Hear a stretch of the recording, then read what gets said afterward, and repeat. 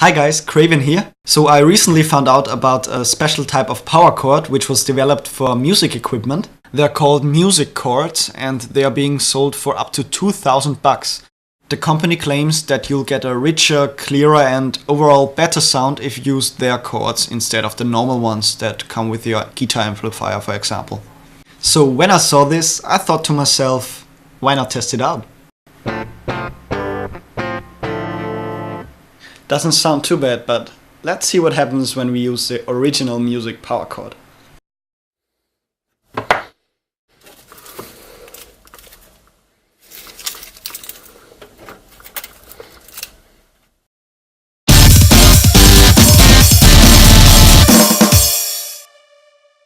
Okay, let's get to the actual tutorial, which is about my new track WILDCAT.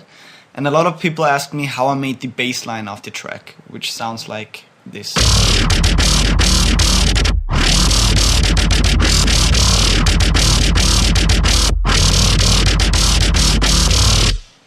Yeah, and in the beginning I didn't want to make a video about this sound because I started this track over a year ago, and ever since I've constantly improved and changed the sound, and in the end it resulted in a giant mess of plugins, and I knew it would be awfully complicated to explain what I did. But yeah, you guys wanted to know, and I'll try to explain it as good as possible. So here we go. The bass line consists out of 4 different synth sounds which are layered, and I'm just going through them now step by step. So the first one is an instance of massive, and I'll just show you what the different oscillators sound on their own. So the first one is called cicada. It sounds like this. Pretty nasty, but as you can see I've got the modulation oscillator engaged, and it modulates the phase of the first oscillator here, and this totally changes the sound.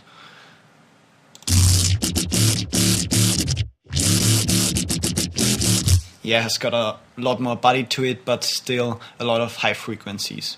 And as you can see, I've changed the mode to band minus plus, which is basically a combination of the other 2 band modes.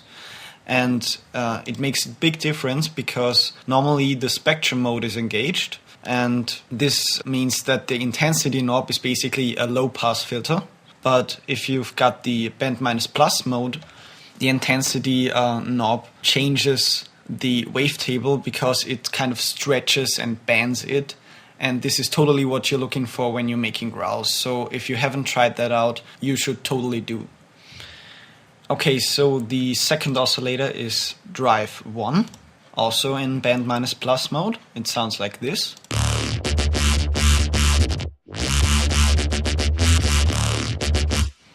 Yeah, adds a lot of mid-range frequencies.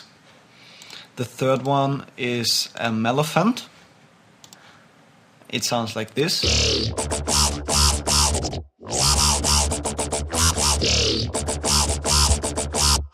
Gives a little bit of metallic feel to the sound. Next up we've got the filters. The first one is a band pass and the second one is a low pass, and they're set to parallel. The first insert effect is a chorus, and the second one is a dimension expander, which I use on almost any of the sounds that I make. And I'm also using the equalizer. As you can see, I'm modulating the frequency here. Last thing is I've got the hard clipper engaged to give it a little bit of distortion. And as you can see, I'm not using the internal LFO or performer of Massive.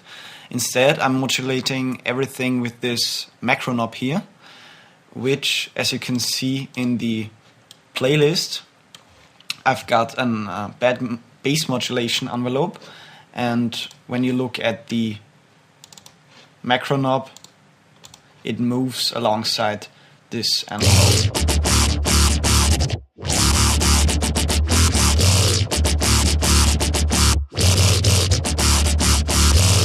This is what makes the bass actually growl. And the reason why I'm not using the internal LFO of Massive is because I need this envelope to modulate other plugins as well, and this wouldn't be possible otherwise. Okay, so next up we've got an instance of Citrus. It sounds like this.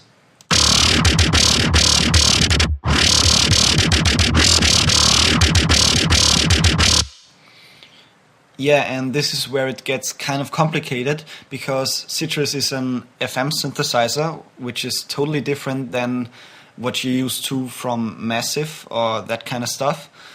And I'm totally not an expert in FM synthesis, so I'll just go through the operators and explain what the settings are.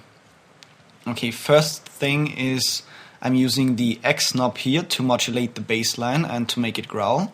And as you can see, as I played the track, the X knob follows the bass modulation envelope that we're also using in the Massive instance.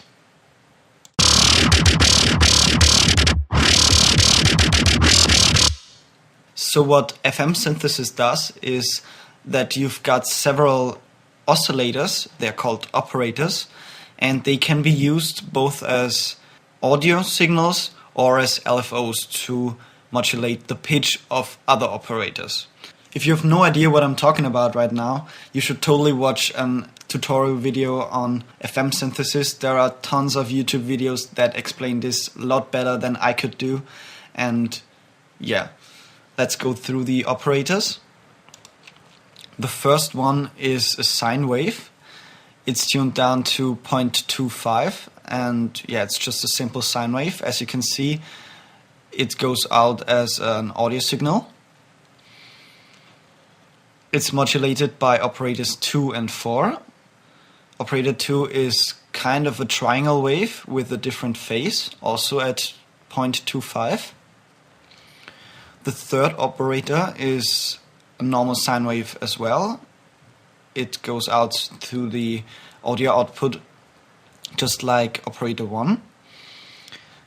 Operator 4 is a triangle wave with a different pitch, 7.5. Operator 5 is kind of a mix between triangle and saw wave, and it's tuned to 6. And the last one, operator 6, is a normal sine wave again and tuned to 0.25.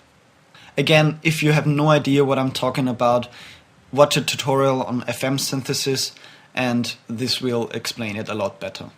Okay, so these two synths are basically the main part of the sound, because if we engage both and play them,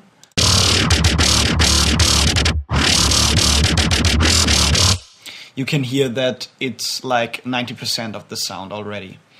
So what I do now is, instead of showing the other two synths, I'm just going through the effects chain. So I've routed these two synths to different mixer channels, 14 and 15, to do a bit of pre-processing. After that, I routed them to a sub-channel, which is called Growl here.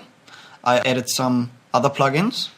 After that, I'm going through another channel, added some more plugins. And this is what I meant when I said in the beginning that I've constantly changed the sound. And yeah, as you can see, it's pretty complicated. And you know, you could totally achieve a similar sound with much less effort than what I did. Okay, so after that, I'm going through the wobble sub-channel, where basically all the wobble sounds come together, because this bassline sound is not the only one in the track. There are some other sounds as well. So this is where it basically all comes together.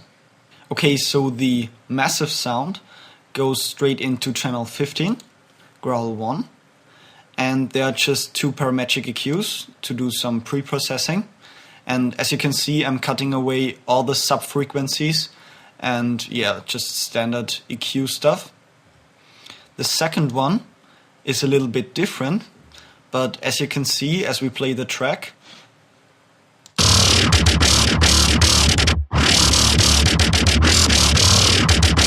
the frequencies are modulated by the bass modulation envelope.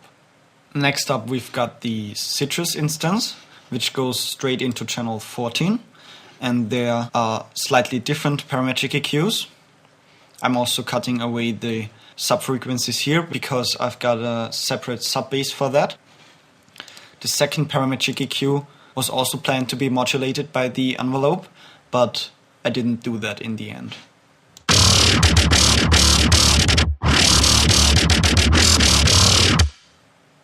Okay, so this is where it gets interesting, because both of these channels go straight into the growl subchannel, and the first plugin here is the wow filter, and this is the most important plugin of the whole effects chain.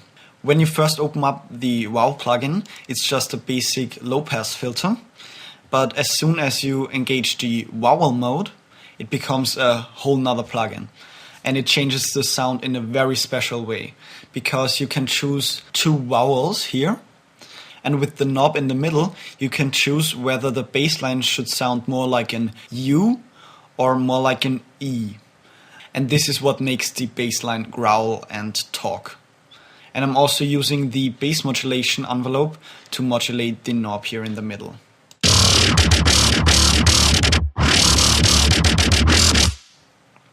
Also, I'm using the band reject mode because I think this gets you the best results, and also I turned up the overdrive and the resonance a little bit. And yeah, as I said, this is the most important effect, because as we disable this and listen to the bass line,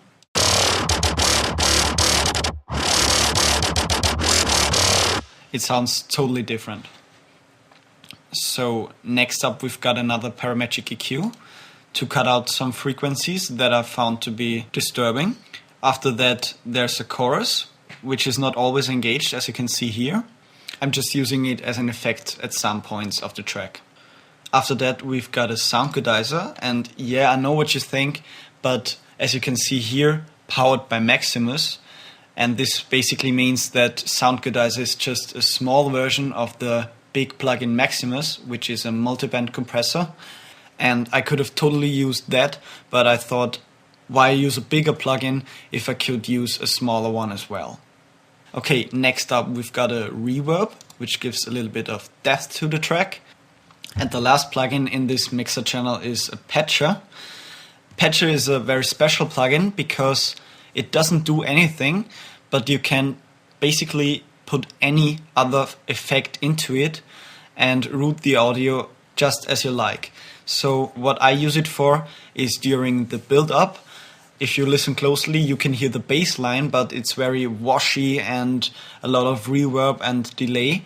And yeah, this is basically what this whole patcher plugin does, because I've added a parametric EQ that removes some of the high and low frequencies, big reverb and a delay, and I'm all controlling this via this knob here.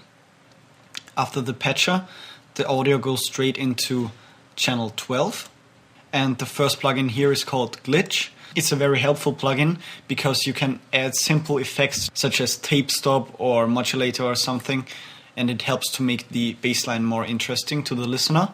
And again, I'm using it only in certain parts of the track. Next up, there are some parametric EQs, and yeah, as I said, you could probably achieve a lot of this with much less effort than what I did. So these EQs change up the sound in different ways. After that, there's a Fuji Balance plugin, which I only use to automate the overall volume of the bassline. So the last mixer channel that is used here is the wobble channel, and they are just another glitch plugin and two other EQs. Okay, so I think that's it for the whole effects chain. Let's have a look at the two remaining synths. Okay, so the third synth is an instance of Massive again.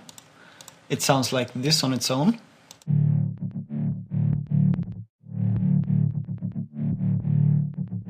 Yeah, and as you can hear, it's just meant to support the main bass line and to give it more body and more power. It looks like this. And yeah, as you can see, there are two saw waves and they are slightly out of tune. So it basically is a Reese or a neuro bassline, whatever you want to call it, with a low pass filter applied, so it wouldn't affect the upper frequencies. Last of all, the fourth synth is a separate sub bass. It sounds like this.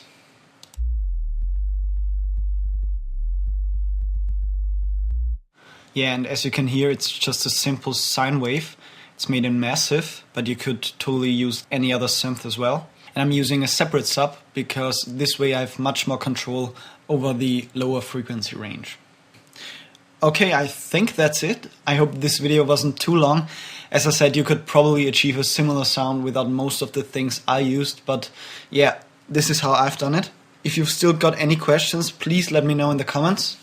Tell me if you enjoyed this kind of behind the scenes video and if I should do more of them, and yeah, have a nice day.